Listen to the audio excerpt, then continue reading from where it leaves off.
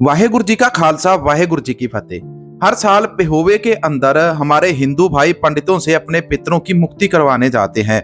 यहाँ पर श्राद्ध होते हैं। तो उसी स्थान के पास ही बिल्कुल एक गुरुद्वारा है, गुरुद्वारा बौली साहिब। गुरुद्वारा बौली साहिब का इतिहास बहुत ही महत्वपूर्ण है।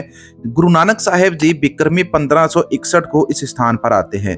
यहाँ पर आकर देखते हैं कि यहाँ पर जो रहने वाले पंडित हैं उन्होंने एक बड़ा अनोखा आडंबर रचा हुआ है और इस आडंबर के साथ वो लोगों को मूर्ख बनाते हैं। वह कहते हैं कि रात के समय यहाँ पर इस सरस्वती नदी में एक औरत आई थी, एक माई आई थी। वो स्नान करने गई तो उसके कान की बाली इस नदी के अंदर गिर गई। नदी के अंदर गिरने के बाद जब सुबह उसने अपनी बाली निकालनी चाही तो सुबह उसकी बाली की जगह रेहड़ी के जो गड्ढा होता है, या दूसरी भाषा में लगा लो एक साइकिल के पहिए जितनी बड़ी सोने की बाली निकली।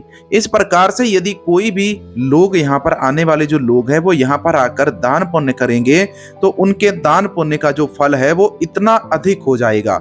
अब गुरु नानक साहेब जी ने पंडितों का यह रचा हुआ आडंबर समझ लिया, किस प्रकार से वो लोगों को मूर्ख बना रहे थे ये भी समझ लिया। तो गुरु नानक साहेब जी ने इन पंडितों को सही रास्ते पर लाने के लिए गुरु नानक साहेब जी इसी स्थान पर रुक जाते हैं।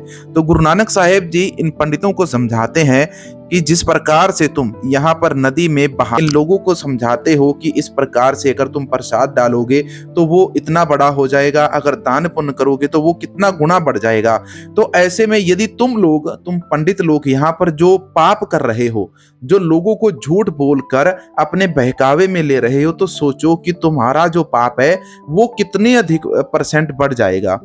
अब गुरु जी उन पंडितों को इस प्रकार से समझाते हैं और पंडितों के समझ में ये बात आ जाती है कि ये कोई पहुंचे हुए पुरुष हैं जिन्होंने हमारी इस चोरी को पकड़ लिया, जो हम इतने सालों से यहाँ पर नकली को असली बनाकर बता रहे थे। तो वह पंडित गुरु जी से माफी मांगते हैं और उसके बाद गुरु जी से अच्छी शिक्षा हासिल करते हैं।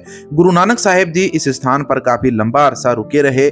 इसी स्थान पर छेवें गुरु श्री गुरु हरगोविंद साहेब जी भी ठहरे और इस स्थान के ऊपर श्री गुरु गोविंद सिंह जी भी जाकर ठहरे थे। यह पावन स्थान पेहोवा के अंदर स्थित है। पटियाला से तकरीबन 60 किलोमीटर की दूरी पर, कुरुक्षेत्र से भी 50 से 60 किलोमीटर की दूरी पर यह स्थान आता है।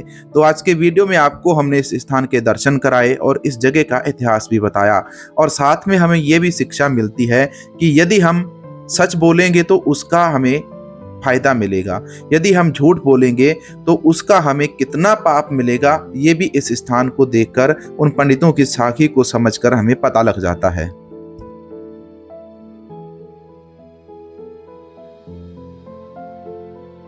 चैनल को सब्सक्राइब करके बेल आइकन को ऑल पे कर लें और वीडियो को लाइक करने के बाद, कमेंट करने के बाद व्हाट्सएप में शेयर जरूर करना।